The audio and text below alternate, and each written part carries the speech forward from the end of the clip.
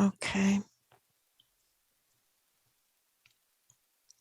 Well, welcome everyone, and happy holidays. My name is Deanne Elliott, and this is December 8th, 2021. This is the Rehabilitation Council meeting for the Massachusetts Commission for the Blind, our quarterly meeting. So I'm happy to see everyone here. I did want to give a verbal reminder that our meeting is being recorded today and will be posted on the MCB website. Let's begin with the introductions of our members. Jennifer, would you like to lead us in that? Yes, so I thought what we do for ease today is just have each member of the RC say their name, and I will make a note that you are here. So let's start with last names between A and J. Jerry Barrier.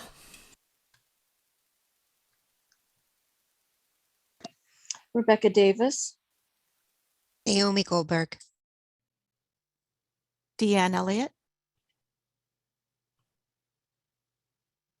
Corey Cadlick. I am only here for the first half. I have a training at 2, just an FYI. Thank you, Corey. And Jennifer Harnish. And let's go from K to the end of the alphabet. And if you haven't gotten a chance and you're before K, you're welcome to say your name as well.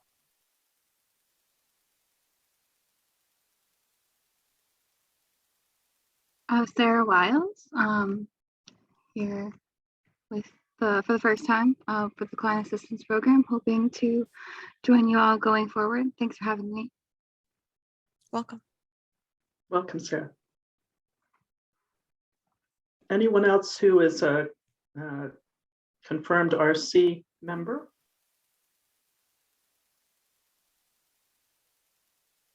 And Deanne, I'll take notes as we go along. If someone else joins, that'll come through. Thank you. I did get a message from Jennifer Whitmore that she will be joining us today, but she had another commitment for the first half hour. So I think she'll be coming later. And then I heard the commissioner and yes, welcome. Good afternoon. It's David Angelo. Nice to be with you all. Welcome. And did I just hear Priscilla join us? That's perfect timing if you did, because we were just going through our introductions and wanted to include you. I did have a chance to talk to Charles Curdy. You remember that Charles Curdy in September said that if he had not heard back from the governor's office regarding his appointment, he would not be continuing with the Rehabilitation Council. I had a conversation with him on the phone and also by email, and regrettably, he did not hear anything from the governor's office. We'll be coming back to that later, but I'm not expecting Charles to join us today. Richard Curtis, are you on the call? I hope Richard will join us. Today is actually Richard's last day. And so I just wanted to say a few words about how much we do appreciate Richard's service. He's been an RC member for the last 6 years and has helped with our job fairs. He's our business industry and labor representative from State Street Bank and has had many volunteers and interns there, and has also more recently served from the Department of Transportation. So we would like to thank both the Department of Transportation and State Street Bank for their generous volunteering of Richard's time and expertise as he has been on our committee. I did send him a private email separately, but I just wanted to make a public recognition of the work that he did. We unfortunately do not meet quorum, but we will continue to have some presentations and some discussion. Today, we can't conduct substantive business, but we can hopefully make some headway on our initiatives today. I did want to circle back to the situation with Chuck Curdy and update you a little bit on our appointments to the Rehabilitation Council. First of all, Rebecca, did I hear that you were going to be joining us and that your appointment did come through? Yeah, yes, I am here, and I was sworn in this morning. Congratulations. Thank you. We're very happy to have you, so welcome. Thank you. I'm happy to be Yes, here. congratulations. Welcome. Thank you. Yeah, thank you for your service. Um, yeah, with Richard, with Charles Curdy, I just wanted to take a moment to express what a gem he was and how sorry I am to have this have happened with his appointment process. Chuck, I have served with Chuck for almost as long as I've been on the RC. I'm in my 6th year now, and Chuck joined a couple of years after I did. And he is a senior human resources professional at Radcliffe and at Harvard. And he has helped with our job fairs. Many of you remember pre-COVID, we had the job fairs at Radcliffe in person, and he helped with organizing that on the Harvard end. And he has served on presidential task forces on diversity, equity, and inclusion, and has really a depth of experience in human resources since he's a human resources professional there. And he has been very patient and has donated his time and volunteered Harvard's time for the last 4 years, but has not had communication. And it is mystifying and bewildering to me. I regret his loss. I wanted to publicly thank him, even though he's not here today, for all of his years of service and for all of the contributions that Harvard made and that Radcliffe made, because this does represent an investment of employer time as well. He was one of our business, industry, and labor representatives. And as the job market changes and as people reimagine the future of work and how remote work opportunities will help clients who have visual disabilities, it's really an important seat to fill. I wrote a letter to Health and Human Services in the spring. I contacted and wrote to the director of the Boards and Commissions office here in Massachusetts more recently in November. I enlisted the help of the State House Americans with Disabilities Act coordinator, who also intervened.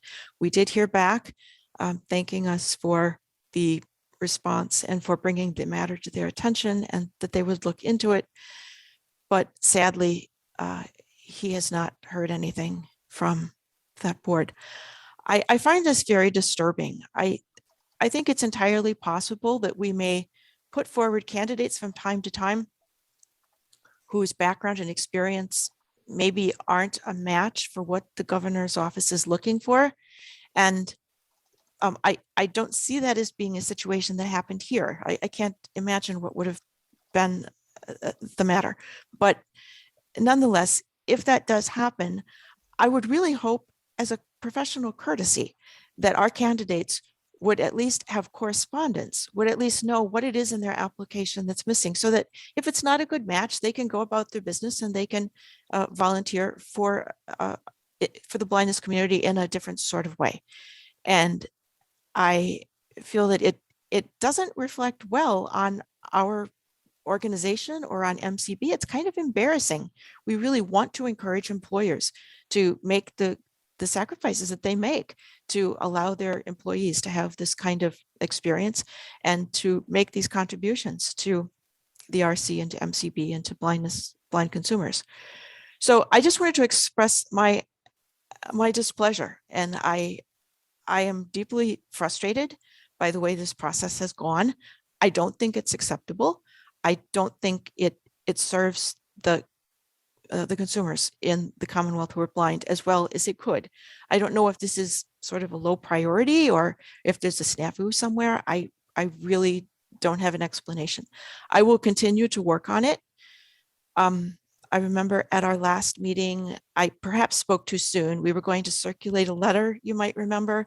And then upon further reflection, I realized that having all of us sign a letter and a petition would probably constitute deliberation outside of an open meeting. And that's not something that we can do under the open meeting laws. However, our bylaws do allow me to act on behalf of the RC on RC business. And since this was something that the RC had previously discussed and has discussed many times, I did take the liberty of writing a letter to the boards and commissions, which is the one that was circulated with the attachments in your invitation packet today. So with that, I just wanted to say that when Chuck called me, he was very respectful. He had the highest respect for for the RC, he said that he would continue to be involved and he hoped our paths would cross again. He was just extremely professional, and I just so much regret that this happened. And I also wanted to extend apologies to Corey. I think, Corey, am I correct that you have not heard either? Yeah, so Chuck and I, in quotes, joined around the same time, actually. And we've been pretty much twiddling our thumbs for forever. And just like Chuck, I don't work for Harvard, certainly, but, you know, I do have a training at 2:00, and my boss feels a little more justified to bring me out of here and go to the training because I am, not technically on the board yet. So again, it's difficult when we don't have official status. And I'm with you, Deanna, and I can't thank you enough for putting that out there. But also, I'm with you, and I think it's very disrespectful to all of us that no one's reached out to any of us.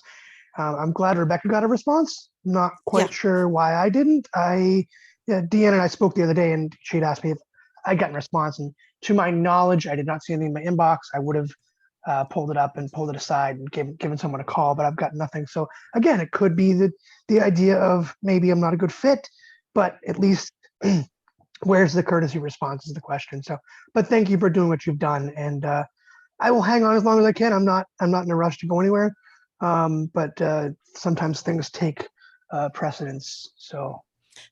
Corey, for those of you who don't know, Corey works at Perkins, and he's an accessibility professional and also represents a more youthful perspective. And all of those things are so valuable, and your contribution is respected and appreciated. And so please convey that to your supervisor as well, because we do need that connection with Perkins. That's a very important community provider, and I value all of your insights. So please feel free to reach out directly to the boards and governors at the email that was included in the email that I forwarded. I would say just pick up the phone and send them the emails yourself and see, maybe you will have some luck that I did not have. Yeah, I think I might do that. Yeah, please feel free to do that. Sure. So I think at that point we will move on to our minutes. And Jennifer, thank you so much for writing those minutes. They were beautiful. You did a great job. And I wanted to see if there were any comments on the minutes, any changes. We're not able to vote on them today until we have quorum, but I did want to ask people if they had any comments about the minutes. This is Jerry. I don't recall getting them. Maybe I did and I just missed them. Did other people get them? They were in that long list of attachments. Oh, okay. To this. I missed them. Yeah, in the invitation. Yeah. And, I can send them to you again, though. No, that's fine. I Yeah. know where to go for them now. Okay. And if you have any trouble, just let us know and we'll send you a copy again. Hearing none, we will move on. I wanted to mention that yesterday, the Massachusetts Rehabilitation Commission hosted and organized a very nice orientation program for their new members. They've had a few new appointments recently, and we have had some like Jerry Verrier and Jennifer Harnish. And I think Priscilla, we included in that group, even though Priscilla is an appointee from MCB, but has joined within the last year. And then I know Rebecca was part of that group. And we have some returning members like Naomi and Cheryl Scott, who were participants in that meeting as well. So I just wanted to thank Inez Canada in particular for all of her work organizing this rather extensive project. I mean, it was really very well done. It was very professionally put together. Unfortunately, I was not able to be a full participant. I had a family member who was in surgery yesterday at exactly the same time, and I was fielding phone calls and kind of going back and forth and cutting in and out. So I unfortunately was not able to hear all of it, but the part that I heard was very, very good. And I benefited from the speakers and I learned something too. I wanted to give our members the opportunity, for those of you who did attend, would anyone like to make any comments about the orientation? This is Jerry. Just a quick comment. I enjoyed the training. I thought it was well presented. And one of the things they talked about was that they had had a similar problem with people not being appointed to their positions on the MRC's rehab council. And evidently there was an audit done, and after that things changed drastically, and they've gotten all their people appointed very quickly. So I know it can be done. It's just a matter of reaching out to the right people and getting the right person's attention. And I would just recommend, not to get us back on that old topic, but I'd recommend we forget about the idea of people just not being a good match. That has nothing to do with it. I can absolutely guarantee it. That was not what caused the holdup at all. I won't speculate as to what it was, but I'm absolutely sure it wasn't just that somebody wasn't a good match. I agree. That was being too nice, I think. Okay. Thank you. Point taken. I agree with you. There could not possibly be. Yeah, you're Chuck absolutely right. He was one of the most reliable participants at all of our meetings. He was an absolute, as you said, he was a gem and is a gem, and it's very unfortunate. He always made me think. He always had something that made you think about, what he said. It really got you thinking out loud. Yeah, he had a very unique perspective. Yep. Deanne, this is Naomi. Oh, Cheryl, are you about to speak? I'm sorry. Go ahead, Naomi. I was going to say, I think it might be helpful at some point as this SRC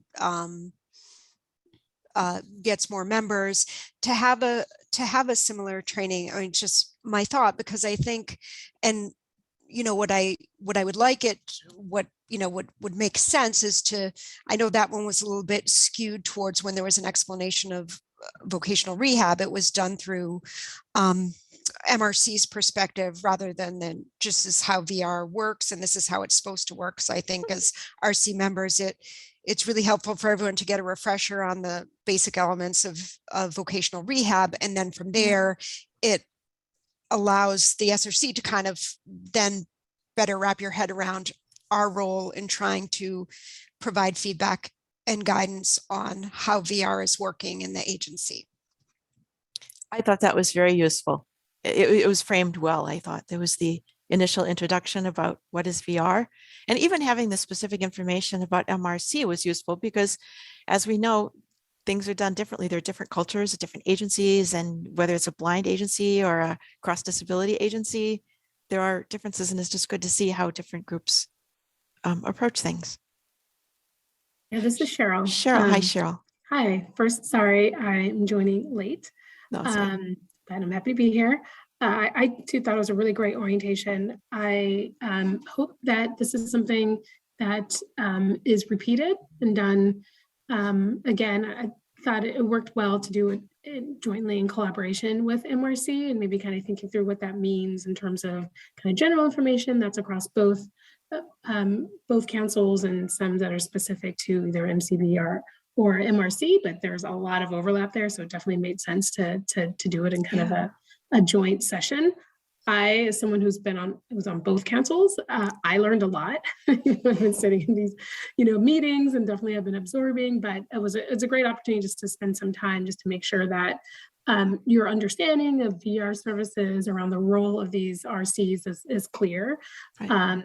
So we tend to not have a whole lot of time to talk about that in the space of these meetings. That's not why we come together necessarily. So if we do have these again, which again I recommend for those who were not able to attend the session yesterday, I highly recommend attending, even if you feel like you've been doing this for a while and you think your knowledge base is pretty deep, but I guarantee you'll probably walk away learning something. Thank you for that. Yeah, it's true. It's a huge area, and we all come at it from different perspectives, and I thought there was something there for everyone. So Inez did mention to me that maybe she would be interested in working on another orientation sometime in the spring. Hopefully we'll have a couple of more appointments by then. And for those of you who wanted to attend and who weren't able to attend yesterday's meeting, I hope that there will be another opportunity. So please keep your ears open for that.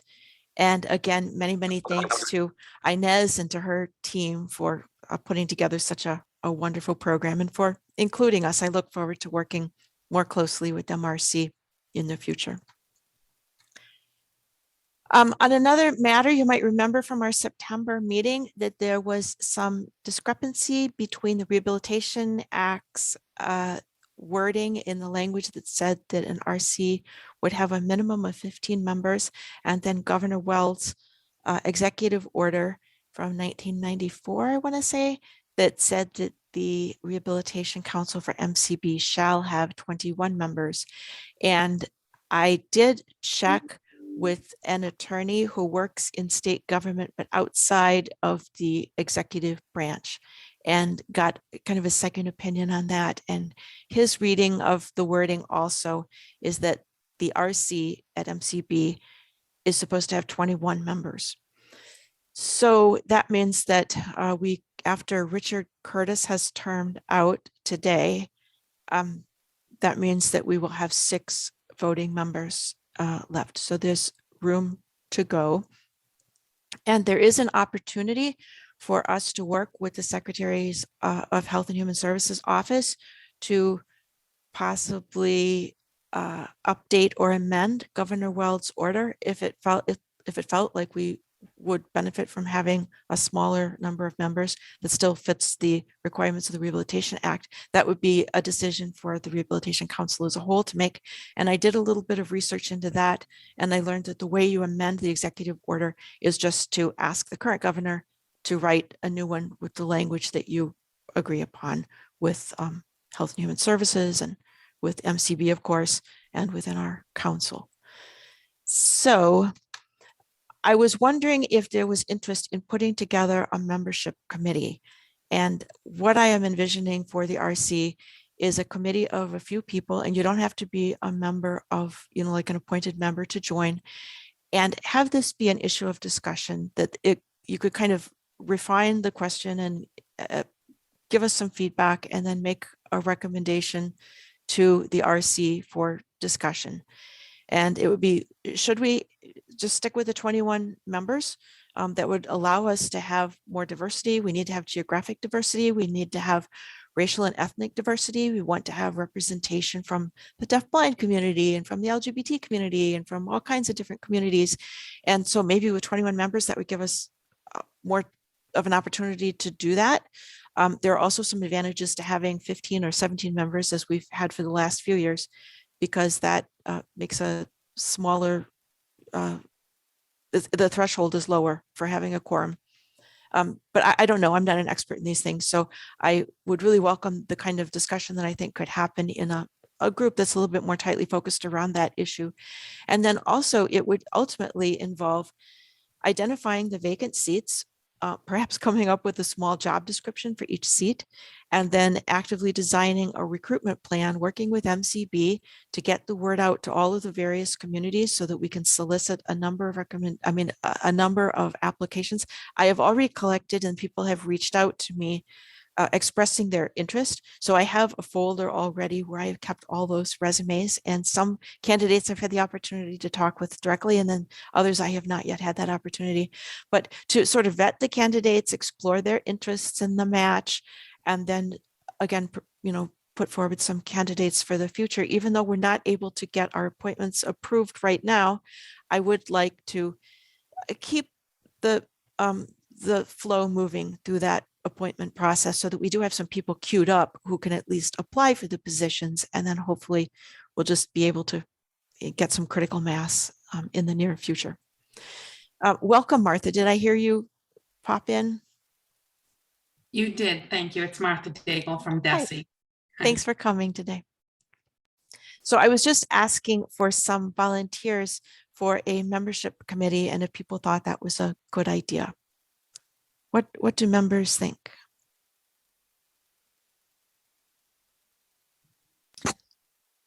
This is Naomi. I think it is a good idea. And I think there should also be a focus on trying to get some recent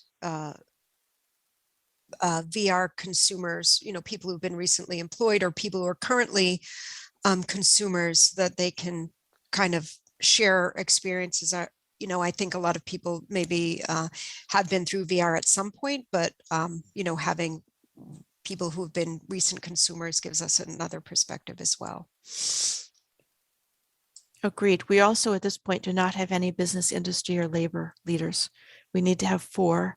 Jennifer Whitmore is one of our nominees, and we're looking forward to having her be officially appointed.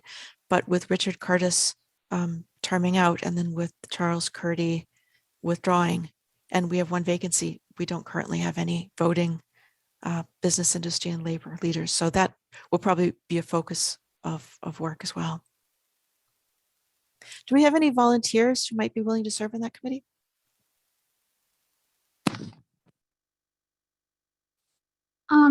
This is Sarah Wiles speaking, and I know I'm kind of like brand new. I don't want to jump in too soon, but I do have some experience working with the SRC from the Mass Rehab side, and yeah, I've been with the Client Assistance Program, so VR is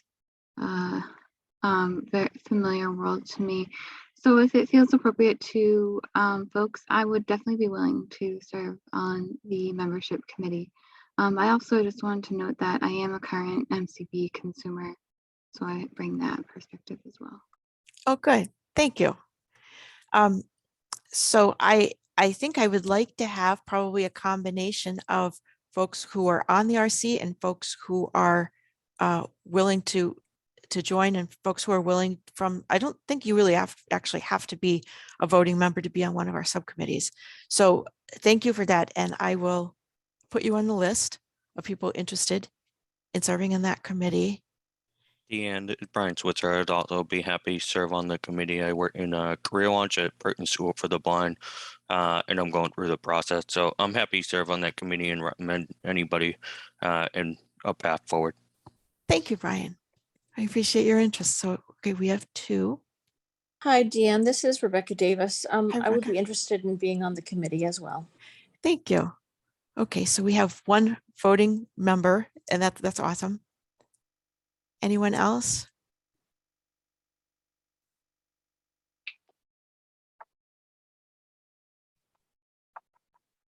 Okay, well, let me be in touch then with the 3 of you, and I will be a member of that committee too.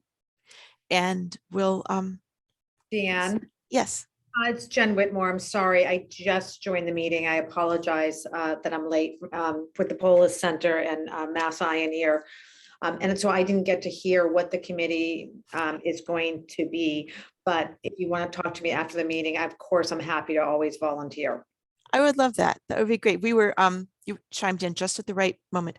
We Okay. were talking about forming a membership committee that would take a look at what the size of the RC should be, and then also to do some direct outreach to the community and design kind of a recruiting plan so that we can make sure that we have a lot of diversity on our board, Okay. and then work to secure some new appointments. This will be kind of a long-term process, and it may even just be a committee that's with us for many years, because we always have people rotating off and rotating on. And I would love to get that group started again. So if you're interested. Of course, count me in. Good. Thank you so much. Okay, so we've got 5 folks. Thanks. Very happy. Thank you all. Deanne, this is Cheryl Scott. Hi, Cheryl. I would love to join the committee, but I'm a little bit maxed out. So I'm fully supportive of this committee being in existence. And I'm glad that you got some volunteers. Yeah. I do still have a couple of just kind of points to bring up. One, and this. I'm sorry. I think I've missed the audio. Sorry, I think I just muted myself on accident. Okay. That's all right. So a couple of points. One is just as we're kind of thinking about membership and maybe kind of more changes to the executive order and so forth, just, you know, be aware that we are going to be going through a gubernatorial transition in November. And so as we, well, the election's gonna happen in November, there'll be a new governor in January. So, you know, I just, a note to the committee just to keep that in mind as you're thinking about engaging, you know, with the gov's office, and that it increased. In my experience, after going through an administration transition, it becomes increasingly more difficult the closer you get to election. Certainly that lame duck period between November and January can be pretty challenging, and then startup. So just kind of think about that in terms of time frame. And the other point with regard to my experience, and I am the director of the Mass Higher State Workforce Board, for those who are familiar. We also have challenges with making sure the appointments are kept up to date, new appointments, reappointments, and so forth. But for the current members of my board, I've been told that if their term time has expired, that unless they resign or someone isn't put in their place, they're what's in called holdover status, which basically means that they can keep their current seat and be a full voting member and everything, until kind of some affirmative action happens to move them off the board. I'm not sure if this applies here, but I just thought I'd point that out as we're kind of thinking about people reaching their term end dates and who may be eligible to be reappointed and who want to stay on. Thank you for that perspective. Yeah, I know that the Rehabilitation Act does, at least that applies to us, it does say that people shall serve no more than 2 terms of 3 years each. So from what I've heard with the National Coalition of State Rehabilitation Councils is that they're kind of holding people to that 6-year limit once they are appointed.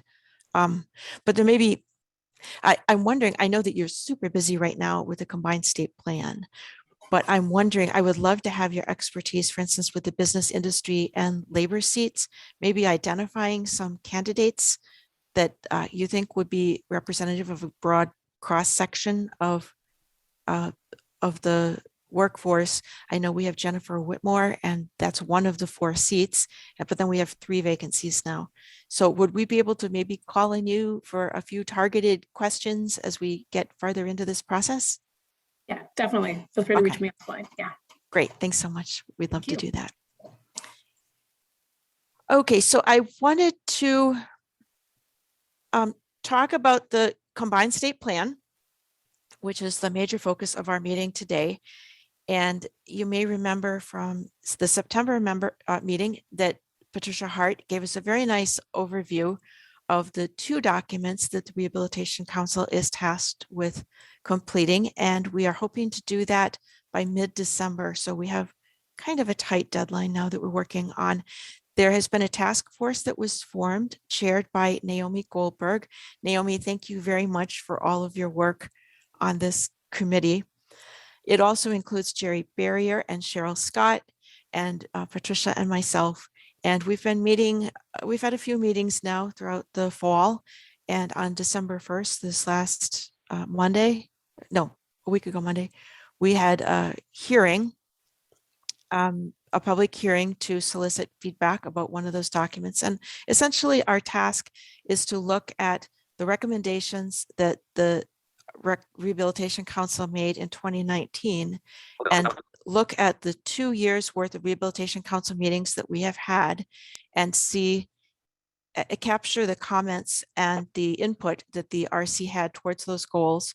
And then to also look at the coming 2 years to see what new goals and priorities we would like to set for the Rehabilitation Council, keeping in mind that so much has changed since we last went through this exercise. We've had more remote work opportunities. We've had a pandemic. MCB has moved services to a remote model, and now is kind of moving back into more of a hybrid model. So we've had many changes in the workforce, and we can keep the same recommendations that we had 2 years ago, or we could make new recommendations, and these would last for the next 2 years. And then the Rehabilitation Council 2 years from now would make a new set of recommendations based on the 2 years that would follow that. So that is kind of the high level summary, and in your packet of information, there was the original document. I believe we included a draft document of the RC input captured over the last 2 years. Then there was a draft proposal for the future of the RC in terms of its goals and priorities. And lastly, a written summary of some of the very good comments that we collected at the December 1st hearing. And I thank all of those people in the community who participated, because I thought we collected some very insightful comments from people. So basically, the task force has asked us to look at 3 questions. Does the draft MCB recommendations from 2019 adequately capture the input of the RC over the last 2 years? What would you add or delete if different? And what VR goals for the next 2 years would you like for the RC working jointly with MCB? This is a cooperative project. What would you like to see made priorities for vocational rehabilitation over the next 2 years? So with that, I'm going to turn the discussion over to our chair, Naomi Goldberg. And again, Naomi, thank you for all your work on this.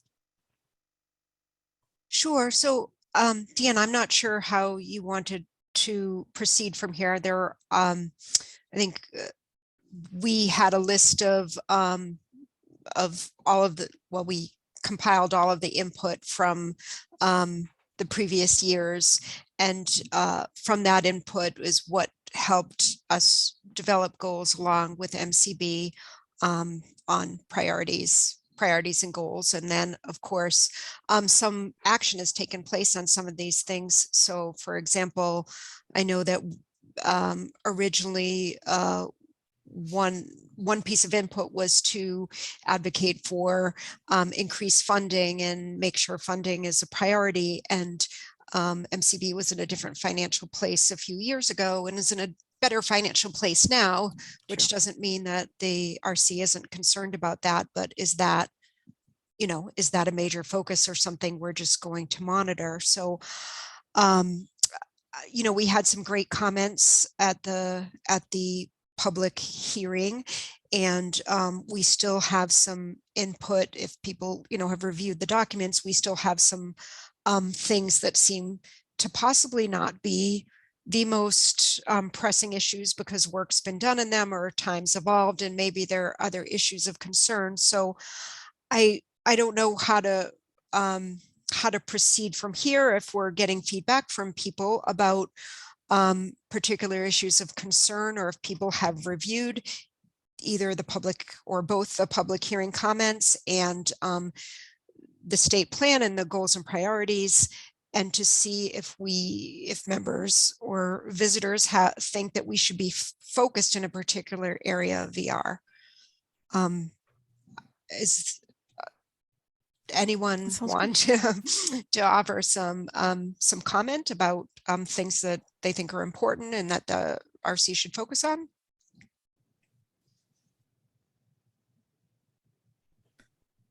I think what I can do is ask RC members to comment first.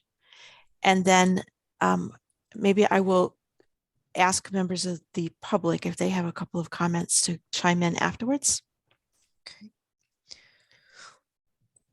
Would it be helpful to, if we have crickets, would it be helpful to read some of the comments that people made at the hearing, or to read some of the input? We could do that. Okay, well, I'll read a few of the comments quickly. So Randolph Shepherd is a great employment opportunity. It would be great if it could grow. People can make up to $500,000 a year. With all of the federal buildings in Massachusetts, it could be a bigger program than it is. That was one. It's good that Massachusetts has a separate agency for consumers who are blind. It means counselors have specialized knowledge of blindness. Still, it would be good if counselors had more specialized experience in employment and job placement. Many consumers are mid-career professionals and are looking for level entry and re-entry opportunities. Expertise needed to match consumer skill set with appropriate opportunities and geographically realistic placements. Would like to see more VR counselors with employment as a specialty. Consumers who have successfully completed VR don't always know about mass hire. They need more connection to engage with resources. Some wait for something to happen. And then I think we asked some questions to solicit feedback. And I think the question was, what is the biggest impediment to looking for a job in the hiring process? And someone said that benefit issues are a problem. Consumers need to connect with benefit counseling early. Some clients go through training and discover later their income will negatively impact their eligibility for SNAP, housing vouchers, or a disability package. Not sure if problem is the lack of information, outdated information, client not asking the right questions, information sessions could be offered, who at MCB is handling benefit counseling. I think another thing I want to add to that is I think people said people might hear about benefit counseling at the beginning, but it should be brought up often because people, need that assistance over time, and maybe you don't remember everything at the beginning. Someone said benefit cliff exists, client situations change over time, and consumers may be making decisions based on outdated information. Benefit counseling isn't a checkbox. It could be useful to offer it at several points during a client's rehabilitation as their situation evolves. It could be useful to frame information by giving examples. If someone earns minimum wage and works 20 hours per week, their income will be X.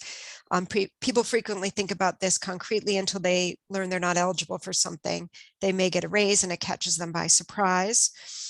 There was a comment to consider holding a monthly Q&A to provide answers to consumer questions. Heads up, these are things that can impact your benefits. Even generic info is helpful. There was feedback that caseworkers are responding and they're communicative. MCB could improve the way it helps clients understand their aptitudes, interests, and skills, desire for more career counseling. Some clients already know what they want, or they can find resources while others need more guidance. Inaccessible software is an issue. Successful employees may be required to use new software programs that are incompatible with screen readers.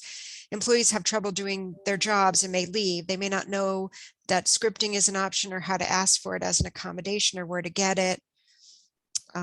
There are other legal type questions that may arise as employees perform their jobs. It's challenging to know what resources exist or where to go. The issue is not about retention of successful VR placements rather than making new ones. It would be helpful to have someone at MCB who could serve as a point of contact for working with clients to help them identify resources, identify approaches, and advocate for themselves in employment situations. Perhaps this person could also connect with the employer if the situation warranted.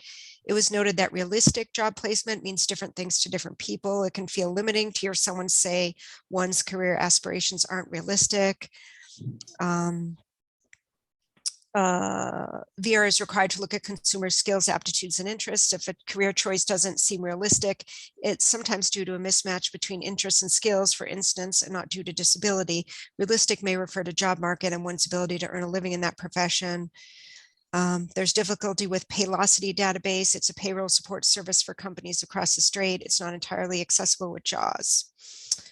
So in summary, there was a strong desire to help mid-career professionals with job placement and to develop capacity around retention by connecting successful VR clients with internal and outside resources. That was a lot. Yes. But as you can see, there was like really a richness in the comments that people had. Right. And I think also to remember, these were some new things beyond what people had already looked at and seen as previous input from the RC. So any members interested in commenting?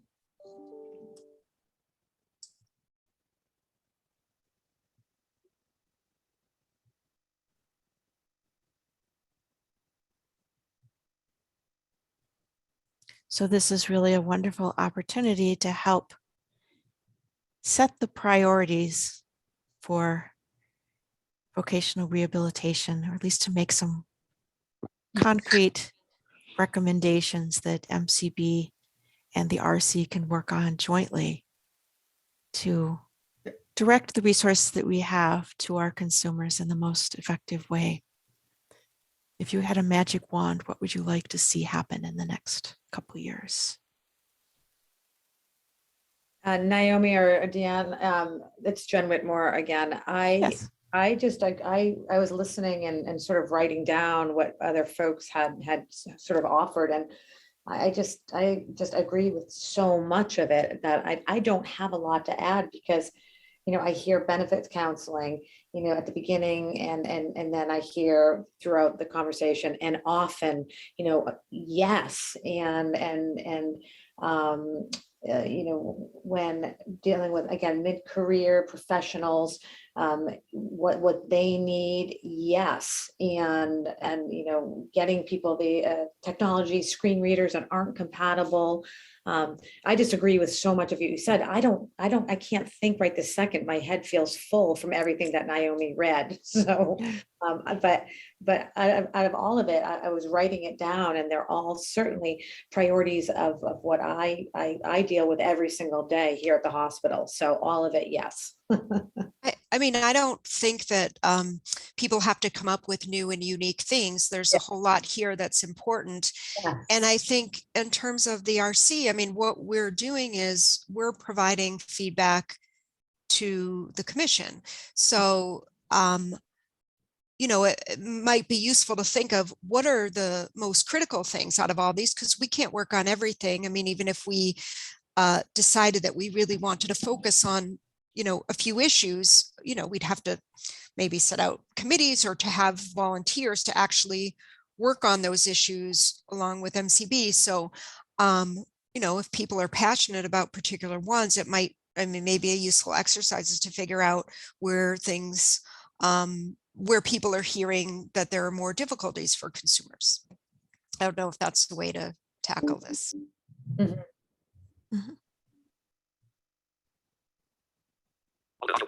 Thank you, Jen, for that feedback. Even without an additional comment, just knowing that you agree and that resonates with you in the work that you do is really helpful to know. Absolutely. Yeah. Hi, this is Rebecca Davis. I wanted to chime in and I really appreciate you, Naomi, speaking that so we could hear it again. My daughter had a half day, so she's wrestling me, which is why I can't really comment. But as I was listening, it does, like, I work in transition projects for the Federation for Children with Special Needs, and a couple of the things specifically, like how much employment you can offer to a young person without their benefits being impacted is something that we're dealing with directly with youth consultants. We're trying to bring in youth consultants to work for the Federation for more youth engagement. And that's something I'm working with right now with a young lady, of just trying to be sure what she can do, because you don't want to jeopardize anything. So again, I would just reiterate what Jen had said, that there were many things. First off, I'm glad you got so much feedback. I think that's a real positive. And that's where we start. So anyway, sorry, just throwing that in while I had a second. Thank you. Good, thank you. Very useful. Yeah, this is Jennifer Harnish. Hi, Jennifer. One thing I might add is perhaps increasing the amount of contact that a VR counselor has with their consumers who are actively job searching, just because I think it's not unusual maybe to get stuck, to have some rejections from, say, applying for a position. So to have whatever is reasonable given a caseload, but off that way the counselor can offer directly the services that are available that they might be able to assist with when the consumer may be feeling low and may not be wanting to reach out themselves out of, say, embarrassment that they haven't found something, or just not knowing that it's okay to reach out when they haven't heard from their counselor in a while. And then also, this may come up later in the agenda, but just ensuring that the consumer has the contact information for their designated counselor. And I think another piece would be just being sure to educate consumers that even when they are employed and are considered a closure, that they can always reach back out to the commission. That's something I was surprised to learn myself when I needed some more training, and I've heard that from many consumers. They hear the word closure and think, oh no, I'm done with the commission, or I don't have that opportunity. So also that is a way to prevent someone from potentially leaving a job or being let go from a job because they didn't know they could reach out for some additional training to keep them up to date. and to keep them successfully employed. Mhm. Wow, thank you for that. There's a lot of substance there, several different talking points. I appreciate the detail. I agree. I mean, I think those are great points. And, I think that one way as an RC to, how do we tackle these issues is another question. Because sometimes, well, in order to figure out how we would advise or, offer feedback on an issue, sometimes it goes back to first getting a sense of how things really work on a systemic level. Working at the client assistance program, we'll hear feedback about someone's experience. But then again, sometimes you're not sure how often do people contact counselors, and is there a process? And if there isn't, then maybe our recommendation starts there if we know that certain things aren't happening. But sometimes it's hard to offer feedback when we're not sure exactly, or I find at least, when we're not sure exactly how things are working specifically.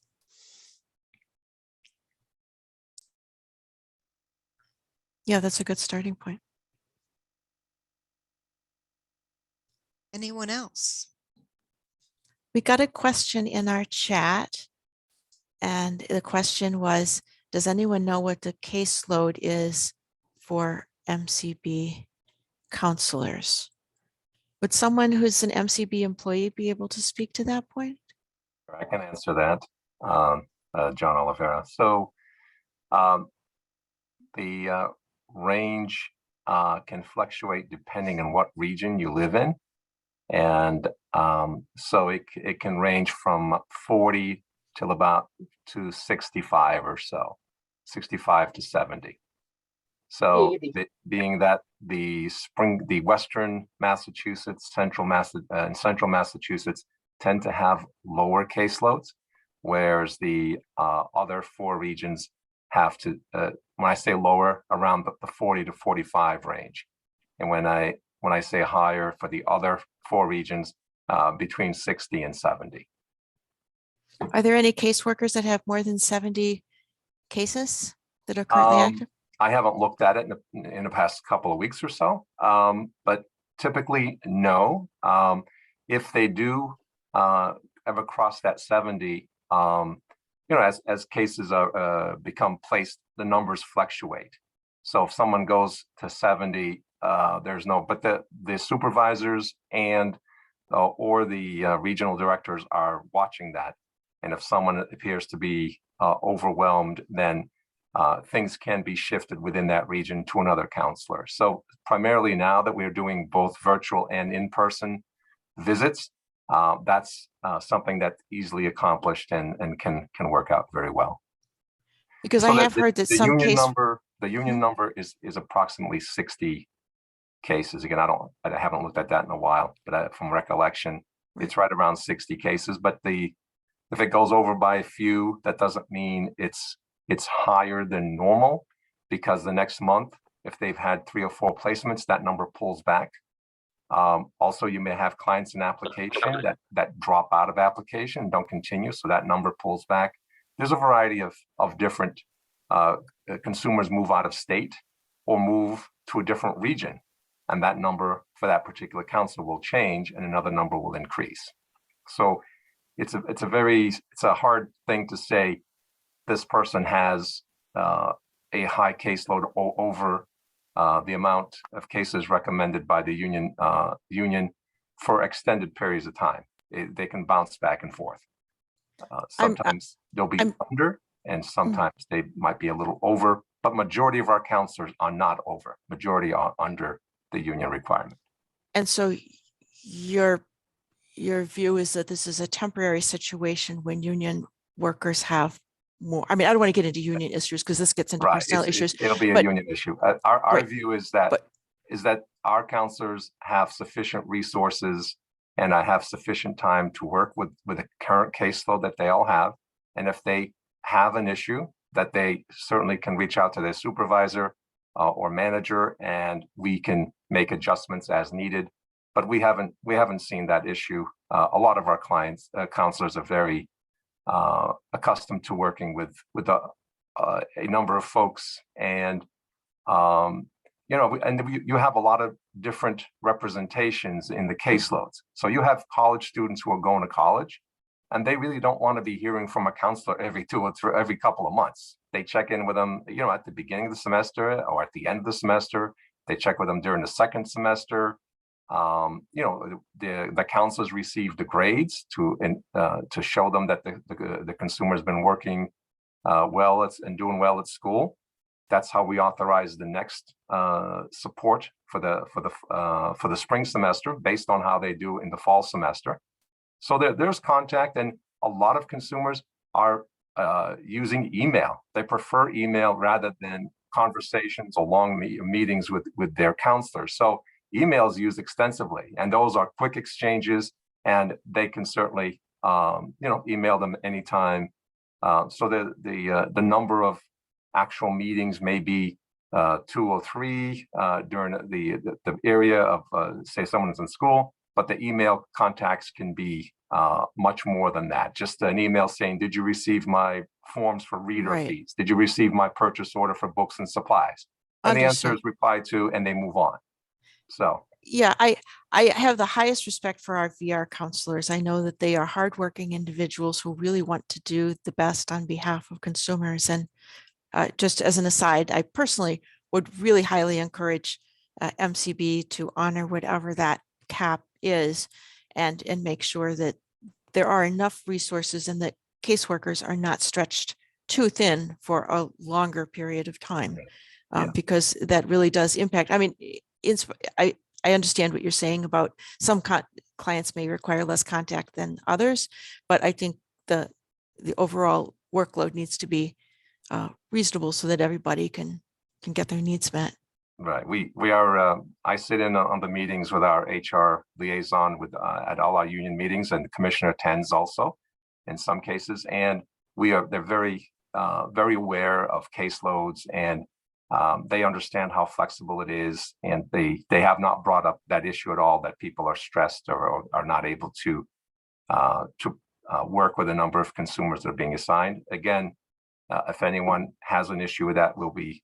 And we have probably many years ago, we did make some adjustments, but in the past 4, 5, 6, 7 years, I don't recall any requests that caseloads were over, and the union certainly hasn't brought up any issues. We try to be proactive with that, and if we see someone being overwhelmed or someone talks to their supervisor, we'll make the adjustments, just like we make adjustments when a consumer, because of some issue, would like a different counselor. We move on that and take care of that. So we try to keep both parties, counselors and consumers, happy. And if they feel they can want a change, we certainly will honor that change. Thank you for that information. I mean, we are hearing some consumer feedback about reaching caseworkers and how sometimes that can be really difficult. Right. So we want to keep that top of mind, I think. Right. During the pandemic, we have, during the transition and during the time where we didn't have mobile phones, all workers have mobile phones now. We've provided, they're being provided with mobile phones for their counselors. In many cases, they're being asked to use the mobile phone, not to try to use the office phones, because the counselors have the mobile phones with them. And majority of the counselors are not in the office. So the mobile phone these days or email is the best way to reach your counselor. And a lot of the consumers I mentioned before that they email, a lot of them are using text now with their counselors. So trading text messages is something common on the mobile phone option that they have now to reach their counselor at. So it's we see less and less of this. I can't reach my counselor as people get the mobile numbers out, and but certainly we are watching that on our agency coffee call every 2 weeks. I'm constantly reminding our staff to monitor their calls, check their voicemails, because we want to keep that from happening. Return calls in our VR committee meetings. I constantly remind staff to return calls as promptly as they can. So we're constantly, it's a different way of doing business, having that phone with them all the time. But for the majority, I haven't had any direct calls saying I haven't been able to reach my counselor in quite a while. So it's at first we did, because we didn't have the laptops were going out, and all counselors didn't have mobile phones yet. We were trying different methods, but I believe the mobile phone has really helped that out. And it's important just that some of the consumers may not retain the mobile phone and may try calling the agency number, which is fine. They'll be connected to their voicemail in the Boston office, but then that may not be as quick to get a return call as email, text, or a direct voicemail to the mobile phone. Yeah, telephone contact is critical, I think, particularly for those consumers who aren't yet in the pipeline and who may not yet have had the benefit of having training in assistive technology, and who may be using a landline to call their caseworker. So we always want to make sure that counselors are reachable by telephone. John, this is Jennifer Harnish. Just one small thing on the issue of communication. I have to add this back to my email address, but I've noticed that some communications that I get from a VR counselor doesn't include anything more than their first name. So there isn't a phone number. I mean, I can get the email address from their the from field in their email, but I would just recommend that each counselor, regardless of sending from their cell phone or computer, have a full signature line, and that way that makes the phone number, the mobile number, fully accessible to the So consumer. we have put out to counselors what we consider to be a signature at the bottom of their email, which would include their name, their email address, their mobile number, and even their office number, but certainly their mobile number. We review that, and we're watching that. Also, we will continue to work on that on the iPhone that they have. We'll make sure that they start putting that in. Thanks for bringing that to our attention. I will definitely speak with them, and our Carla Catholic Communications Director, I believe, is on a call with us. We'll definitely drive that point home and try to update, make sure that everyone has their information at the bottom of their email on when they're using their iPhones. Yes, thank you, John. This is Carla Kath. If I could just chime in on that too. We just rolled out a communications plan that was approved by HHS and the unions. We had a training on November the 10th with all staff. And then following that, we will really implement and hold everybody accountable for communication and branding consistency in 2022. So Jennifer, that is definitely something, like John mentioned, that was included, a recommendation for email signatures, knowing that it is really easy to look there consistently and get the email address and the mobile phone number that you need. So yeah, we will definitely try to do that moving forward. Thank you for bringing that up. Thank you. And thank you, John, for, I think you were the one who sent out to the Carroll Center the list of all of the new mobile numbers. We were able to get that out to our staff about 2 weeks ago. It was actually Carla that took care of Thank that you, Carla. communication area. So that was now I her. can be sharing that info with our. We worked on that all together, but Carla, that's her department to distribute that information. So. Yes, thank you, John, and thank you, Jennifer. And if anybody else does need that list of mobile phone numbers to easily contact our VR counselors, our SR counselors, supervisors, email mcbinfo@mass.gov, and we will get you that list as well. Thank you. Do any RC members have any additional comments that they would like to include for the task forces or the subcommittee's consideration about goals and priorities for the next couple of years?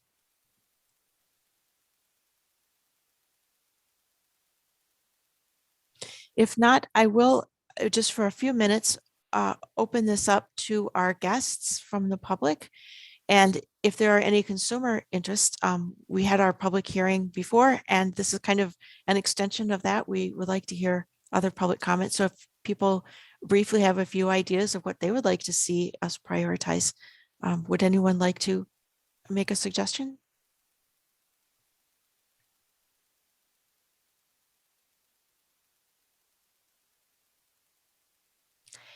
If not, please feel free, if something comes to you later, it's not too late to submit an idea. You can email it to me. I can be reached at Deann, DEANN .Elliott, ELLIOTT @gmail.com. You can also send it to Patricia Hart at MCB, and we will be accepting those comments for the next few days.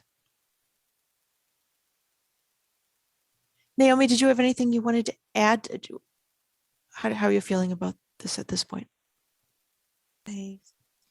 We have the comments we have, and maybe, people will think of things after. So I don't think I have anything else. Okay. Well, thank you. Thank you very much. And thank you for everyone's good comments. And thank you, Naomi, for leading that effort. I also wanted to follow up with the annual report. Before we go on, let me see. Is Trisha Hart on our call? Deann, yes, I am here. Hi, Trisha. Trisha has been instrumental in this, and Cheryl Scott has also been so helpful, lending their expertise, and we are relying heavily on their guidance. Would either of you like to say anything before we move on? I don't want to put you in the spot, but I just want to give you the opportunity.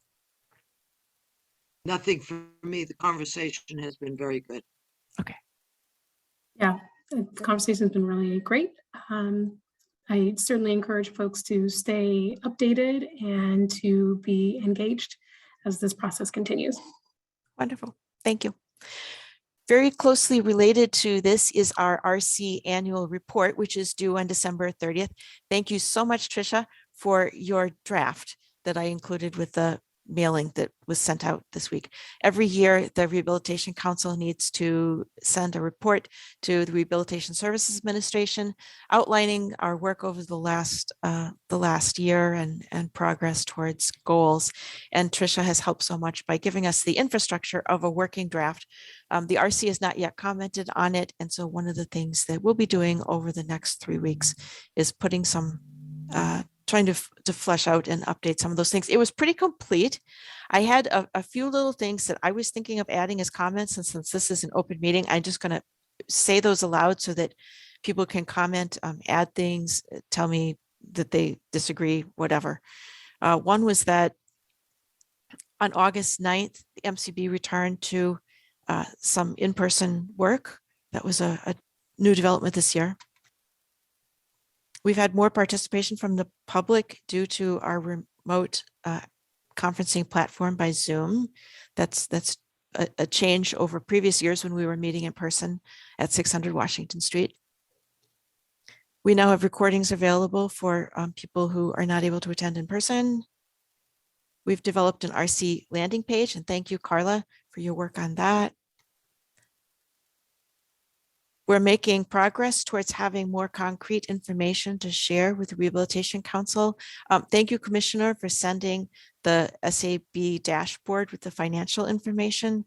That's not going to be a focal point of our conversation today, but I think it is very, very useful for the RC to have that background to frame and contextualize the discussions that we have. So thank you for that. And that's something that we'll continue to work on. The membership section is changing all the time, so we'll need to update some of those names with people who have termed out and been added. It would probably be remiss of me if I did not mention also that we haven't met quorum at all during this year. So I think that's something that probably needs to go into the annual report. We need to talk a little bit about the pace of registrations, which I'm hearing feedback from consumers. And then there was a set of recommendations at the bottom, which will, of course, change depending upon how the subcommittee and task force drafts the 2 documents based on all of the feedback from the public and from the RC, pardon me, that we do collect over the next week or 2. And then that will in fact influence the goals. Is there anything I've missed before we go on?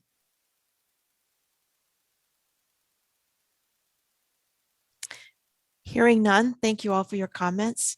And Commissioner, would you like to give us a few words for the Commissioner's update? Yes, hello, good afternoon. Great to be with you. Good afternoon. So, yeah, we continue to get great results in getting employment opportunities for our consumers, on the counselors, the larger stakeholder community has done a great job there. We won't know the numbers for some time, but I think that Massachusetts is going to be one of the leading states in terms of the amount of successful closures that we've had. So that's a good thing. And we're just going to keep it going in 2022. Larger picture, the certainty of the future is never known. At this time last year, we had much less clarity about what 2021 would be than I do now about what 2022 will be, which is a good thing. I think generally, and as many of you know, the Commonwealth is the most highest vaccination rate in the country. So with that, and with the amount of particularly the deaths due to COVID is down, that's a good thing. So as those trends continue, which I think they will, I'm optimistic, we're hopeful they will, nobody knows, but we're hopeful that they will. Things will begin to open back up more across the Commonwealth. And that should include opportunities for our consumers and as it benefits the greater economy. So I think a strong economy benefits our people. I think it's going to continue to rebound in 2022, which is a good thing. So we'll be prepared. We're developing plans for all of the events that our team has become known for, whether it's the internship program, which is going to continue, the job fair, which is going to continue, all of the other stakeholder meetings, town hall events that we've had. We're doing all of those and then more. We're adding even additional events and additional opportunities, some of which I think are going to be able to be in person, which is good. Some of them will be hybrid and some of them will continue to be remote. So overall, I'm looking forward to 2022. I'm optimistic about it. Very proud of our team and the hard work they've done and our community, because these have been challenging times. I think we've done a good job of turning challenges into opportunities, and the data bears that out. John, do you want to share some of the particular closure number we talked about?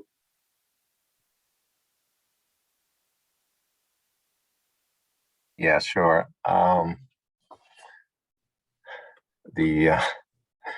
The closure numbers, we discussed about those before. I believe it was 158. This is as of June 30th of earlier this year. So that's it was up 25% from the previous year. So we continued to, as Commissioner mentioned, continue to work on the new projects, on the projects that we've had in years past. The job fair that occurred in October, we put a different twist on it. We called it a reverse job fair. So instead of having the different companies talk to the different consumers, we broke it up into two sections and to two segments. And we had the consumers talking to a group of companies presenting themselves for a 1-minute pitch on about themselves so that the companies could learn more about them. And if a company was interested, they could arrange an interview later or talk more with them at another time. That seemed to go over very well with the employers. We had hires off that event, John, right? I don't have any confirmed hires from that event yet. We did have interviews. So that just happened in October though. So sometimes these things take a while. So it's the employers enjoyed that type of format. And so that's something we will consider to do again if the feedback continues to be positive. So we will be looking for any hires. That type of event usually returns probably 1 or 2 placements, and it could happen anytime over the next 6 months or so. It's not a high placement event, but it is certainly, it gives consumers exposure to employers and gives them an opportunity to practice interviewing and learn more about different companies that they may not have been exposed to if they hadn't attended the job fair. Yes. Thank you, John. So additionally, John referenced it, we've done several reallotment projects. We just got a presentation the other day for the Statutory Advisory Board on the results of our What's Your Vision campaign. That was all VR. Those results are great. I think we're going to be putting that up on our VR reallotment page on our website, all of those projects that were done and results and presentations and things like that related to it. So that's all good. That's all good. We're good. We're hopefully going to be doing some more. I think what we were planning to do, though, has been impacted, as many of you may know. Our longtime chief of staff and director of our central registry unit, Mary Odiato, has moved over to MRC, which is great for her, but that's one less of our executive team to help us with these reallotment projects. So she was slated to be the project manager on a couple that we had it potentially in the pipeline. So we're trying to figure out who can be the project manager now. And there's at least one that's going forward, and that's the Carla, I don't know if you want to talk about it. I know the RFR like just went out either today or yesterday, right? And then this is about the VR welcome kit that everybody's been working on. Do you want to tell the RC about that a little?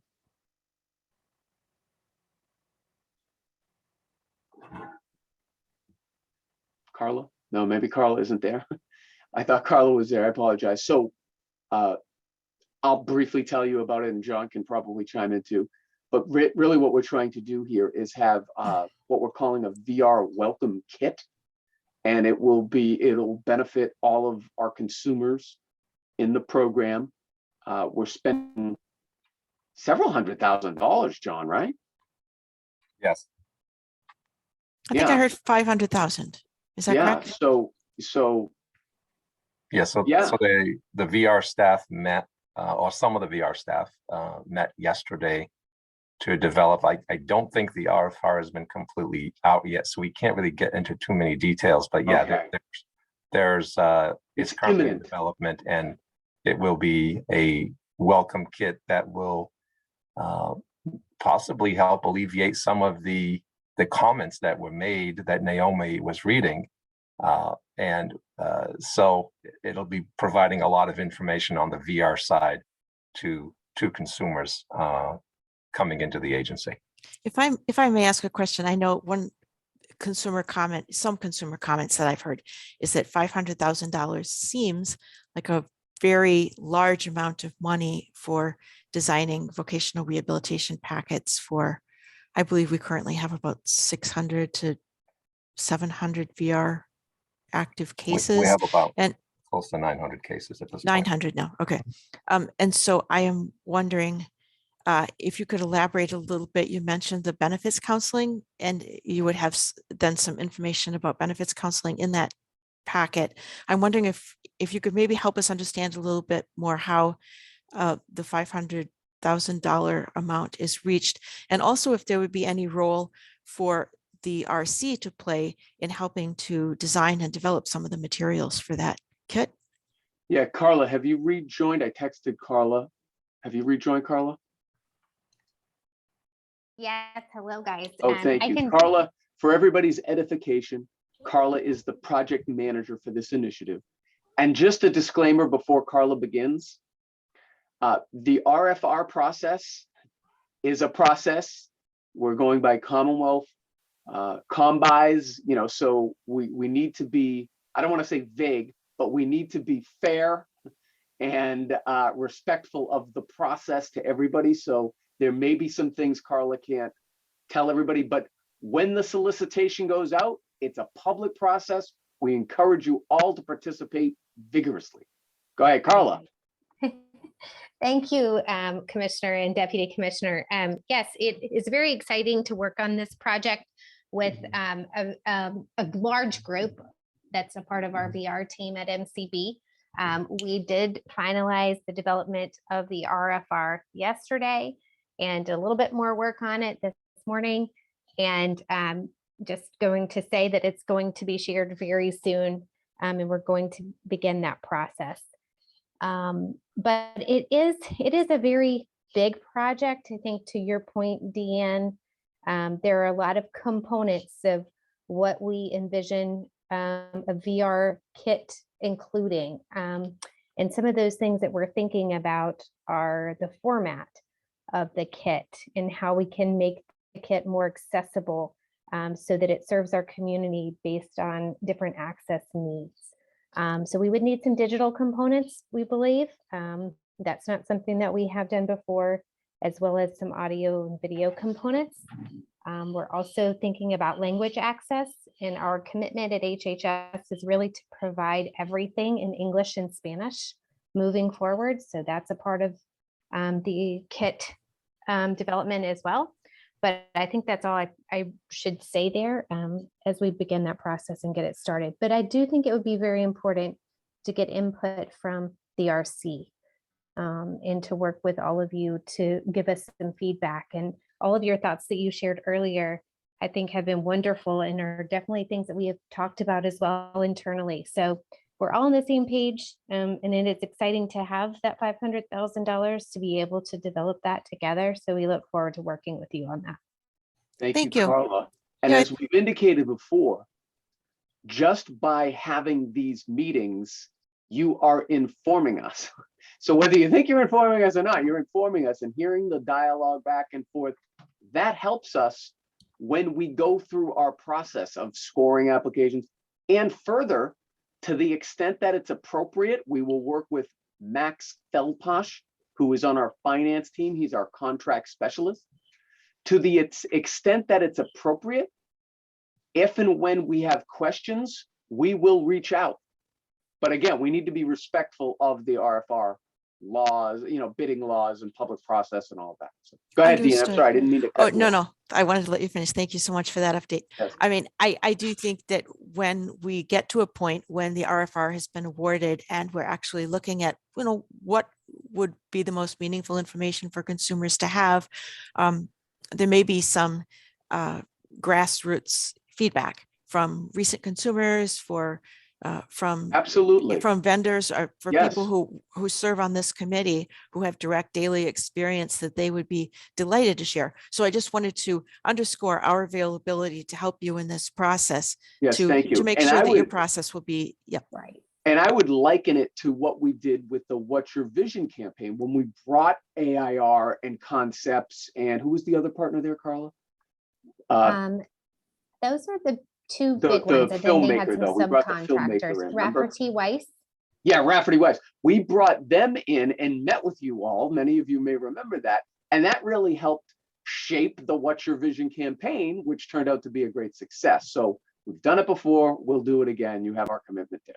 Yes. And Deanne, too, that is a part of the RFR is research with our community and with our stakeholders. So that is included, and it's definitely an important piece of the work there. Very good. Thank you. And also, I think we have, is it 1.3 million in reallotment funding that's been awarded this year? And yes. Yeah, and I think that as the MCB thinks ahead, maybe not for this year, I'm sure, a lot of this thinking has already taken place for this year, but for the coming years, as you get reallotment dollars, if there is a way for consumers to have a role in the process where they could submit ideas that they might have about, things that could be potentially good reallotment projects that they would like to see MCB invest in, it would be nice maybe to formalize a role that consumers could have, just a pathway, so that they know how to submit those ideas for your consideration. I would assert those roles are already formalized. For example, I attend many of our regional RAC meetings, and a lot of the discussion there, sometimes those are like the incubators for the ideas that we then discuss. John does a good job of talking to the counselors who talk to the consumers, who oftentimes have good ideas, and that's really what we get like kind of the pulse of. So I think that already happens. I do. Is there a point person that someone could contact if they said, hey, this would be just a great idea for a reallotment project in the future? I'd love to Yeah, see yeah. MCB do this. Who would we contact? I would Who would they really contact? anybody in the agency, just let us know. Your counselor, John, me, Carla, submit it on social media, on the website. I mean, really, any way, shape, or form. Okay, We take all good ideas, please, everybody. thank you. There's no bad ideas. There's just, is it feasible? Do we have, like, here's an example. You mentioned the 1.3 of the reallotment. We got approved for that, and we were hoping to be able to do that. But then between Mary leaving, some other people shifting roles, now all of a sudden the project manager bandwidth has decreased. So it's not that we don't want to do them, but most of the managers that we have are already doing triple duty, and so we're just running out of runway there. Yeah. Thank you for those comments. I do want to be mindful of our time and not cut you off at the same time. No, We go said ahead. Yes. anything else you'd like to That's add? before basically we it. move on? I'm optimistic Okay. for 2022. I thank you all for your contributions in 2021. Challenging year. I think 2022 is going to be filled with opportunities. At least I'm hopeful of that. I appreciate you all. We're here. Call us anytime, and we're there to serve. Thank you. And thank you also for mentioning Mary Odiato. You beat me to it. She has been an active participant in these meetings for as long as I've been here, and I miss her already. Yeah. So I wish her the best on behalf of the Rehabilitation Council in her future endeavors at MRC, and I'm envious that they got her. And I hope that we will continue to be able to work with her in the future, because she's just a great person. She is. Yeah. Yeah. So moving on, there have been some concerns about the registration system. And I know we touched on it briefly before, but I did want to inquire about the pace of the registration system, because we continue to be hearing comments that for new applicants who have just been declared legally blind, there have been some glitches, I think, in the way that people are hearing about the services that are available. Would anyone like to speak to that? Yeah, I'll address it. So really, much of this is it's a function of time and interest, right? When interest goes up and the amount of man hours working on registering and entering and getting back to people, and the whole process that it takes,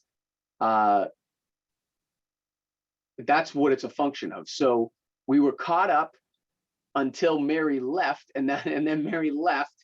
And so now it's built up a little bit. So there's like the ebbs and flows. So we're working on that. Additionally, some of the technology has been implemented, which should help things. There's a greater adoption among the doctors now. So rather than sending in paper forms, from when we initially started talking about this anyways, that adoption rate has gone up, due in large part to efforts that we've made to be proactive and join with our our eye care community.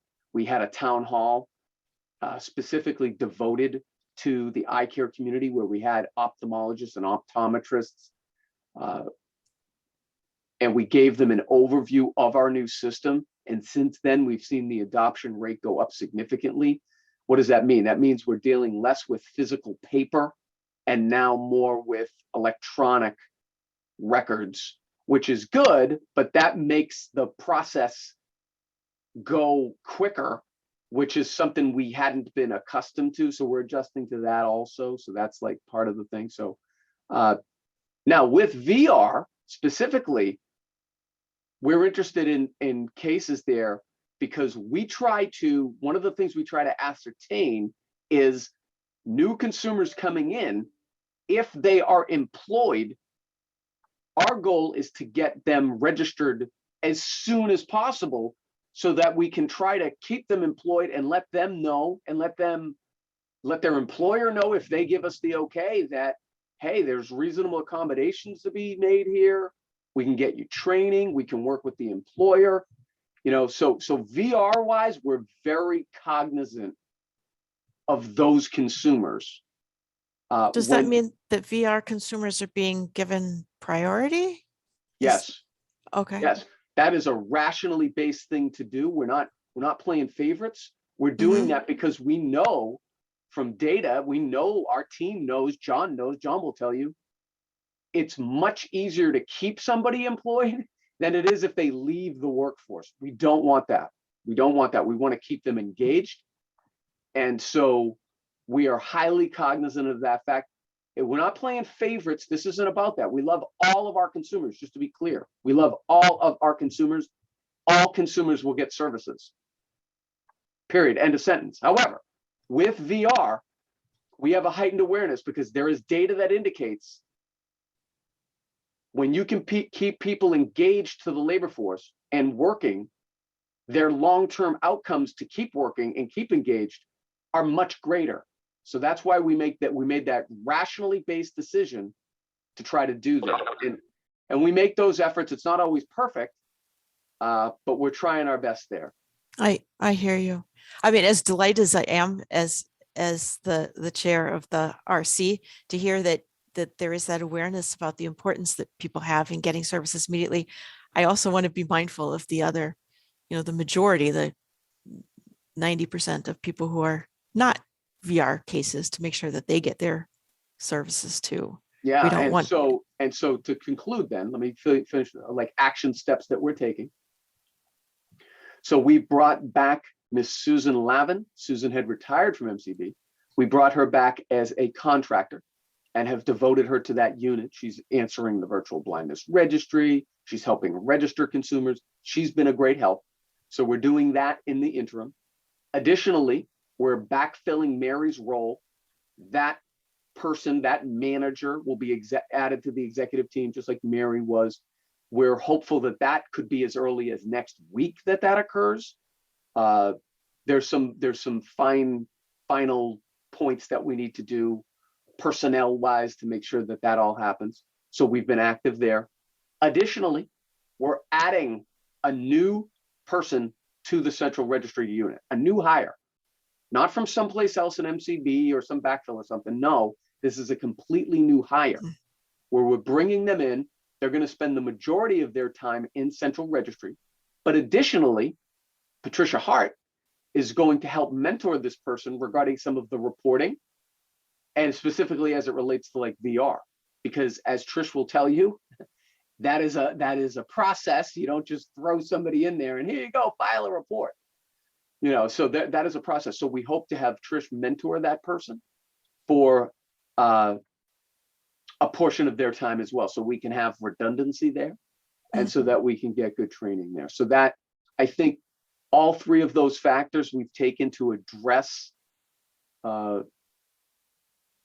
of the challenges that we've had in central registry. And I think much of what we've had in central registry, by the way, is a good thing. Like it means that our new system is working. It means that our ad campaign is working. It means that, MCB is getting the referrals. That's a good thing, but it creates challenges. We recognize that. So we're trying to address it as best we can. We think we have solutions and we'll continue to monitor it. And if we need to add more, we'll add more.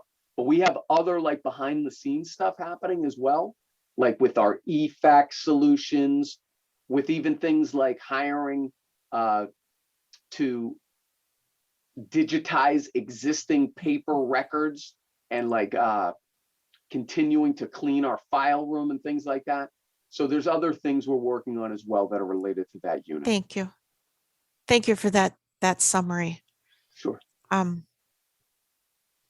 Any other comments?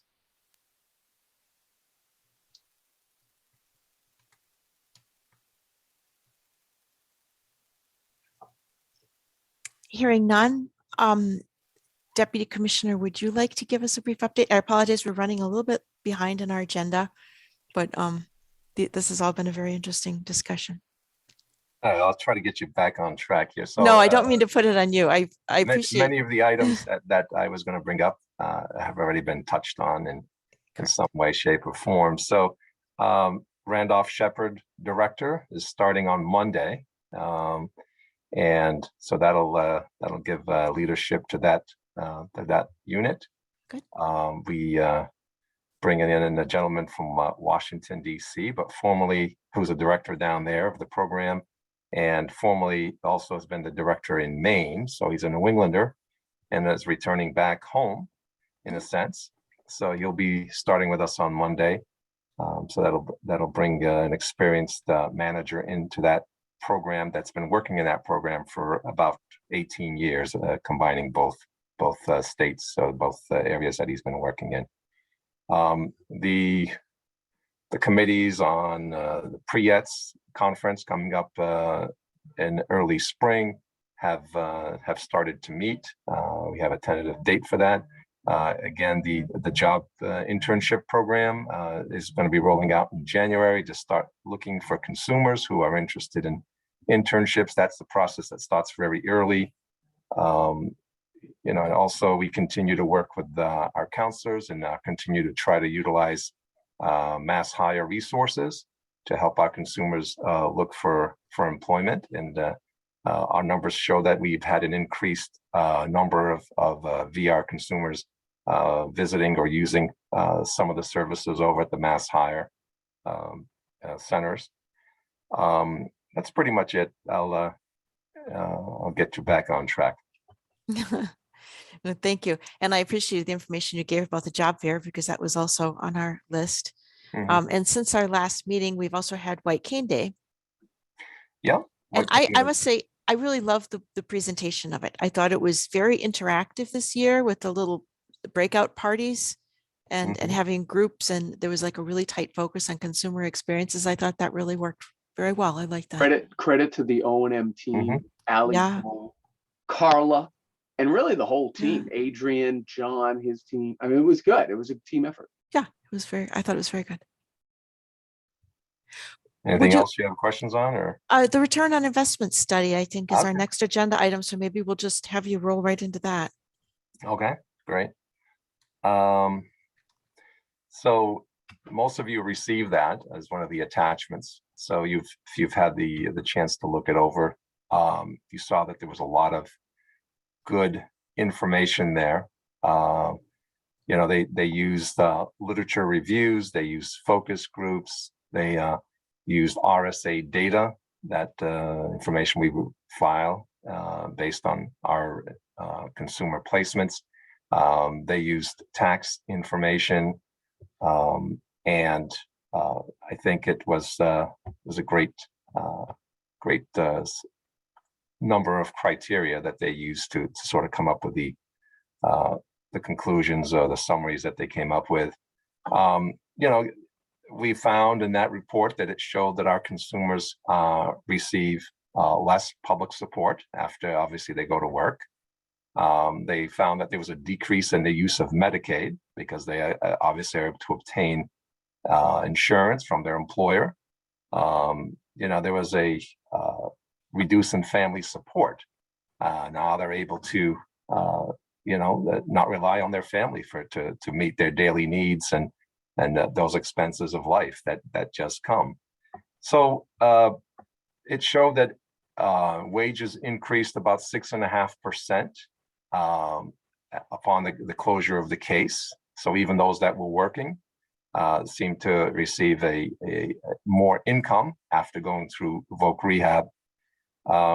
We saw that the earnings average of a case that was being closed at MCB was about $35,000. But remember, that is combining part-time jobs and full-time jobs. So they pull them all together. And that the average earning is $22.77 per hour. So that's way above most minimum wages. And it's $22 an hour is certainly a livable wage in many of our consumers. If you look at this together, and people always say that people with disabilities have buying power, and that's how you should sell this to when you're trying to market a product or merchandise a product.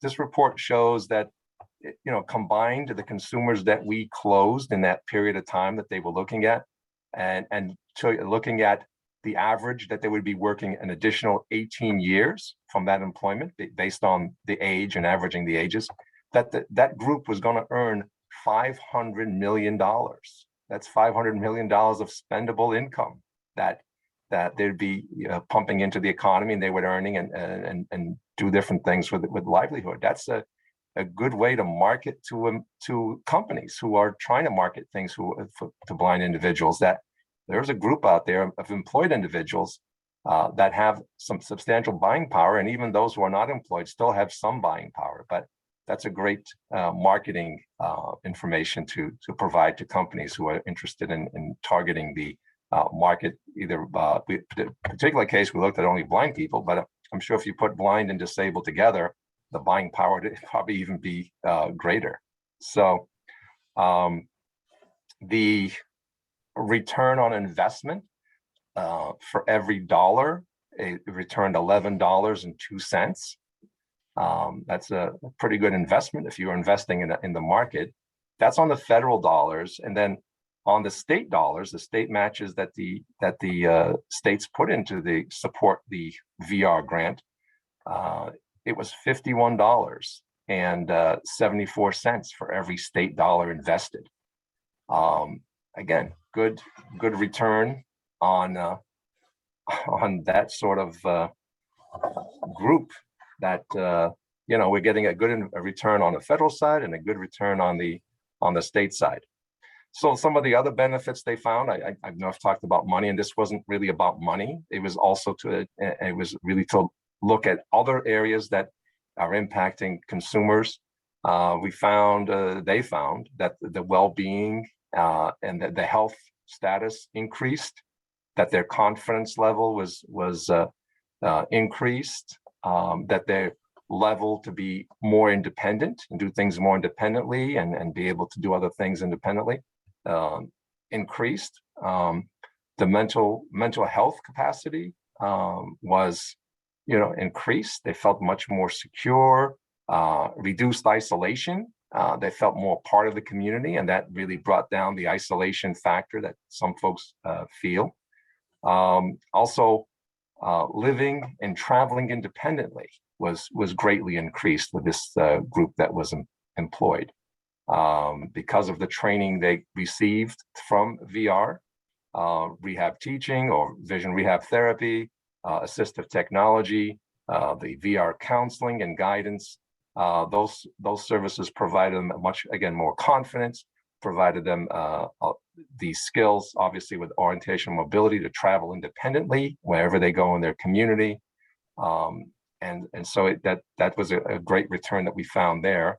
As far as social and community engagement, again, found that they, after employment and going through the process, that it gave them skills on developing networks, gave them opportunities to develop their networks, and really, gave them an opportunity to get different support strategies from their VR counselors. And that was also very helpful. As far as on the education and access to education, I mean, the great return on VR because they were able to increase their education, whether it was completing high school diploma, getting GEDs or associate's degrees, bachelor's degree, master's degrees, and in some cases even PhDs. People felt very strongly that VR helped them increase their education and therefore making them more viable, more employable as they continue to go in their career. So, I mean, from my perspective on looking at this report, I mean, we're not looking at just putting someone to work. I think at MCB, our approach is to help the person in all aspects of life. And it showed on this report through the information they got through the focus groups and again, the other data resources I mentioned, that we are accomplishing that. So it's great that we get them employed and we get them to work.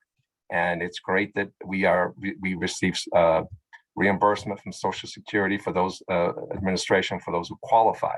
But we're putting folks out there that are taking the certain skills training and certain abilities while they go through the VR process, and they can keep developing and working with those abilities and keep moving forward in their life. And not just one job, this particular job, but I mean, again, we're always here if they decide to advance their career And really, we're here as their support. I think earlier was mentioned that a case is closed. I've been trying to discourage consumers from using, our counselors from using that word with consumers, because it's not closed. Once you're registered with MCB, the only way you come off the register is when a doctor removes you because something happened, you're no longer legally blind. So you're a sort of a member for the rest of your life as long as you're blind. And we follow you through different aspects of your life. And so closing a case, it really is not, it's pretty much just moving into a different status of employed. And if you get a promotion and you need us, and we need us to help you with scripting or technology or new training and mobility to accommodate the new office space or new office area you might be going to, we're here. A phone call activates the system. You don't have to jump through hoops to get back in. It's a phone call away, and we're there for you. So we're going to continue to work on that to make sure that the word closure disappears from our communications with consumers, and we'll keep looking at the good results. And if any questions, I'll be glad to answer them. Thank you. I wanted to highlight that the Rehabilitation Council and some of our comments here earlier in the summer concerned having both qualitative as well as quantitative data. And I was very happy to see that the focus groups were incorporated and that it yielded some really interesting data. And I think, as I recall, when we were going through that exercise, that we also felt that the Employment Now program had been kind of instrumental in boosting some of those numbers. It was a speculation that maybe that was really a nice, strong program too. If you look at the, I didn't really, I sort of giving an overview, but yeah, if you do look at the breakdown of the placements, the Employment Now initiative did contribute substantially to help and boost our numbers. Two partners have been outstanding to work with. The Good Economy has been great, and our partners, our Mass Pioneer and Cambridge Health Alliance, have been tremendous to help offer the opportunity of training to those individuals, and in some cases hired them, and in many other cases allowed them to have that experience to get employment outside those two facilities. That is great news, and it just sort of supports what we have all known on this call, which is that it really pays to make an investment in blind consumers. Is there anyone on the committee who would like to ask a question about the return on investment study?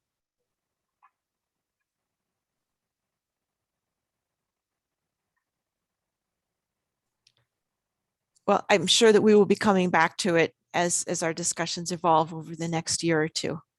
But thank you for presenting that report and all that information. And I urge people to take a look when you have a moment at the study that was included in the information packet and keep it on hand for future use. I wanted to move into our other business. At our last meeting, we talked about the landing page for the Rehabilitation Council.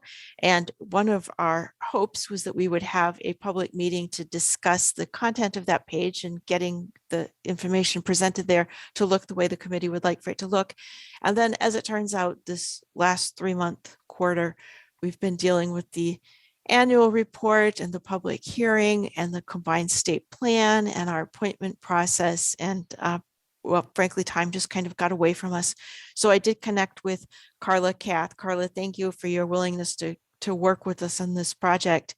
And I'm wondering if perhaps we could propose now to pick a date at some point after these reports have been mostly finalized, perhaps sometime in January, like after the new year begins.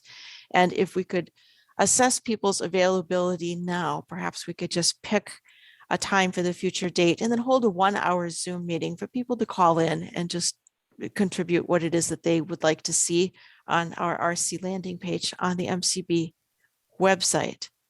I was looking at the calendar myself.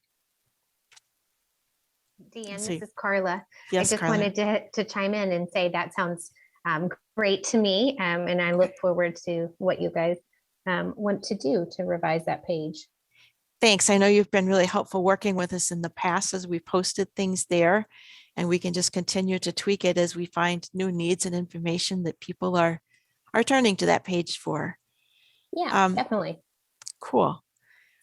We've been meeting in our task force or in our subcommittee for the combined state plan Wednesdays at 4 o'clock. And that seems to work for some of our members. So I was wondering about Wednesdays at 4 o'clock to 5 o'clock in January.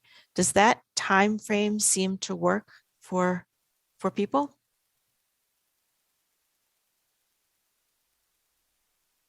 Yes, no? I'll give people a second to unmute.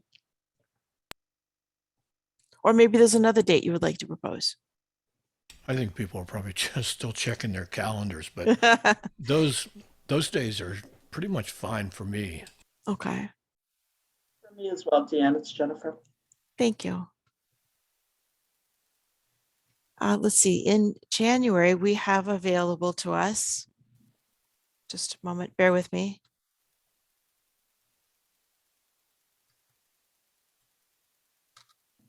January 12th, 19th, and the 26th. Do people have a preference, one of those days over the other? Maybe the 19th, we pick something in the middle?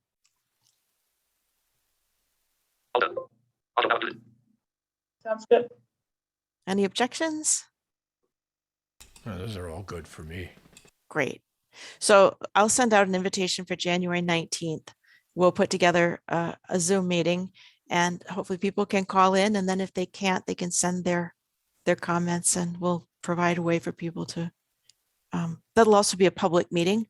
So we can post that, and anyone in the community who would like to say, hey, I would like to see such and such on the, oh, good, thank you. I'm getting some information in chats too. So for members of the public, if there's information that you would like to see on the RC landing page, please send us your comments or attend our meeting, and we look forward to hearing from everyone. Are there any other topics that people would like to bring up during our open meeting session? And then we're going to open it up for some public comments. Hi, Deanne, it's Regina. I just wanted to briefly mention that I received a note that there are some updates about the appointments and that someone from EHS will be reaching out to you tomorrow about it. Thank you. Thank you. That would be wonderful.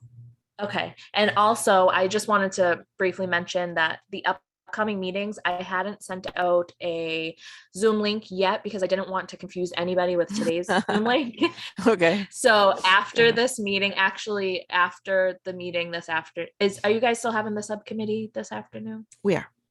Okay. So after that meeting, so maybe tomorrow morning, okay, I will send out the Zoom link, the recurring Zoom link for next year's RC meetings. So it'll be the same for each meeting, and I'll make it a recurring meeting for the whole year. That would be great. This would be for our next RC meeting, which will be on March 2nd. And then there's June, September, and December 2022. It's hard to think that far in advance. And we've already chosen the dates and agreed on them. So yes, if you could send out the calendar invites and the Zoom dates, that would be much appreciated. Yep. And as soon as I send that out, I know Carla will update the RC landing page with the Zoom information. Okay. Very good. Thank you so much. Deanne, it's Yes. Lauren. Hi, Lauren. I don't know why, but my audio just didn't seem to work earlier. When you were speaking about quorum and the executive order, I would be happy to work with you on that, being the link with EHS and them being the link with the governor's office. So thank you. Would you be willing to attend some of our membership committees when that subject is being discussed? Yes, absolutely. I've been looking at the language to see, and I have some proposals for you that may help us to get to quorum, even if you don't have 21 members. It's that shall have, that's the big problem there. Yeah, that's the difference. And maybe that's a good thing. I don't know, but these are good discussions for us to have, and I'd value your expertise and your feedback as we look into that further. So I'll include you as a member, or else copy you on that email when that goes out. Thank you very much. Thank you.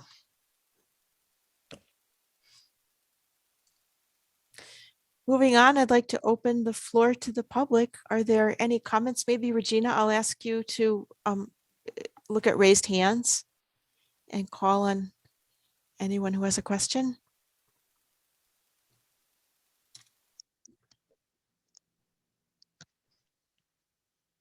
Any questions or Don't see any raised comments? hands yet. None yet. We'll give people a second to unmute. This is Pam Locke. Can you hear me? I'm sorry, could you repeat your name, please? Yes, Pam Locke, L-O-C-H. Hi, Pam. How are you? I'm fine. I don't know where the symbol is for raise hand. Oh, that's all right. Don't worry about it. Okay. I am new on the BSCB board and wanted to get more information about the Rehab Council and MCB. So thank you for allowing me to attend. And I had a quick question about the landing packet. I'm not familiar with what that is.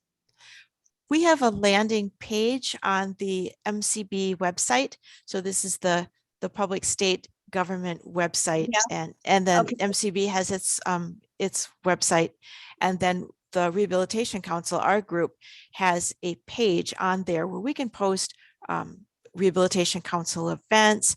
We can list the names of our members. We can direct people to resources. What else is on that page, Carla? There's quite a bit of content, and it's fluid, so we could have more things on there if you Agendas, would like. minutes, Agendas, minutes. I think recordings are on link to the there. reallotment projects. Yep. Thank you. Thank you. And thank you, and welcome and congratulations to your appointment. Yes, Jennifer. Just a suggestion, if the link to the landing page could be posted and submitted to the various consumer organizations, then they could choose to post it on their own websites, if that's appropriate. Yep, definitely. That's a good suggestion. Thank you. And also, Pam, following up, you probably already know this, but Jerry Barrier is our representative from the BSCB. So he's also a great source of information for consumers. Yeah. Thank you. I assumed when I saw that he was participating that he was the SCB representative. And I know he is a wealth of information. Certainly. We rely on him. I'm a legend in my own mind. Thank you. Any other comments before we adjourn? Hearing none, let's see, let's check our time. It's exactly 3 o'clock. Look at that. This is like this is the first time we've ever ended on Good time. timing.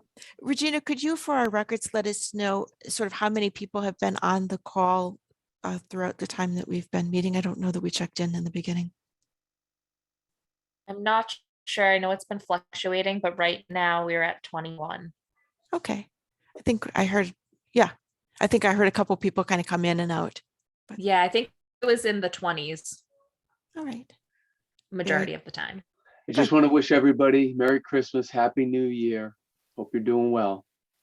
Thank you. I say the same. I hope everyone has a safe and wonderful holiday season, and we will see you again on March 2nd.